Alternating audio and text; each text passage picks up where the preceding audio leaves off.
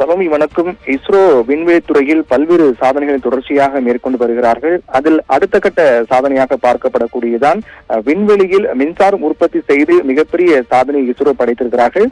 இதனுடைய பின்னணியை பொறுத்தவரையில் கடந்த ஜனவரி 1ஆம் தேதி PSLV C-58 ராக்கெட் மூலமாக எக்ஸ்போசாட் உள்ளிட்ட 10 செயற்கைக்கோள்களை விண்ணுக்கு அனுப்பியது இஸ்ரோ. இதனுடைய முக்கியமான பணி என்பது எக்ஸ்ரே கதிர்கள் மூலமாக அங்க இருக்கக்கூடிய கருந்துளைகள் மற்றும் அந்த ஒரு நட்சத்திரம் பிறப்பது முதல் இறப்பது வரை நடக்கக்கூடிய நடைமுறைகள் என்ன, எப்படி உருவாகிறது, எப்படி அடிகிறது, அடிந்த பிறகு ஏற்படக்கூடிய தூசுகள் என்ன ஆகிறது உள்ளிட்ட பல்வேறு முக்கியமான ஆராய்ச்சிகள் மேற்கொள்வதற்காக PSLV C-58 ராக்கெட் மூலமாக எக்ஸ்போசாட் உள்ளிட்ட 10 செயற்கைக்கோள்களை விண்ணுக்கு அனுப்பினார்கள் இஸ்ரோ.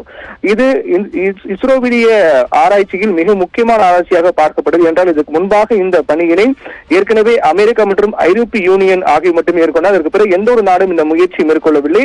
அதுக்கு அடுத்த கட்டமாக இந்த முயற்சி மேற்கொண்ட நாடாக இந்தியா ஒரு சிறப்பை பெற்றிருக்கிறது.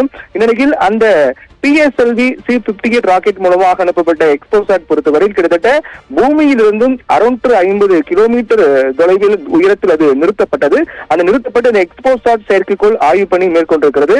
அதற்கு பிறகாக பூமியிலிருந்து 350 கிலோமீட்டர் நீளம், அதாவது ஏற்கனவே இந்த எக்ஸ்போசாட் நிறுத்தப்பட்டதிலிருந்து கீழாக தாழ்வட்ட பாதையில் 350 கிலோமீட்டர் உயரத்தில் இந்த 10 செயற்கைக்கோள்களும் நிறுத்தப்பட்டன. இந்த எக்ஸ்போசாட்டை பொறுத்தவரையில் 650 கிலோமீட்டர் உயரத்தில் நிறுத்தப்பட்டது.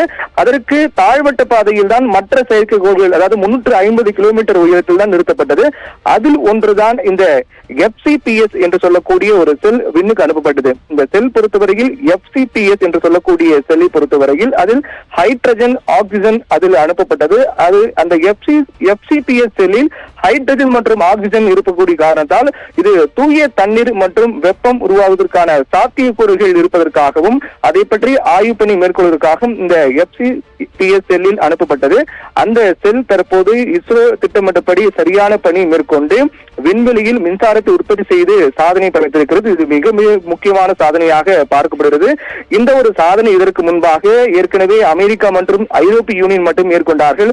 அதற்கு பிறகு இந்த சாதனை மேற்கொள்ளக்கூடிய 3வது நாடாக இந்தியா இருக்கிறது. இது பல்வேறு அடுத்த கட்ட இந்தியாவுடைய விஞ்ஞான வளர்ச்சிக்கு அடுத்த கட்ட பல்வேறு பணிகளை முக்கிய பங்கை ஆற்றும் என்று விஞ்ஞானிகள் தெரிவித்திருக்கிறார்கள். மிக முக்கியமான ஒரு சாதனையாக பார்க்கப்படுகிறது. இந்நிலையில் நாளைய தினத்தில் கூட அந்த L1 லெக்ராஞ்சன் பாயிண்ட் 1 என்ற புள்ளியை அடைய இருக்கிறது. சூரியன் ஆய்வு செய்வதற்காக அனுப்பப்பட்ட விண்கலம். தொடர்ந்து இஸ்ரோ பல்வேறு சாதனை மேற்கொள்ளக்கூடிய சூழ்நிலையில் இந்த விண்வெளியில் மின்சாரம் உற்பத்தி செய்து சாதனை படைத்திருப்பது என்பது மிக முக்கியத்துவம் வாய்ந்த சாதனையாக பார்க்கப்படுகிறது.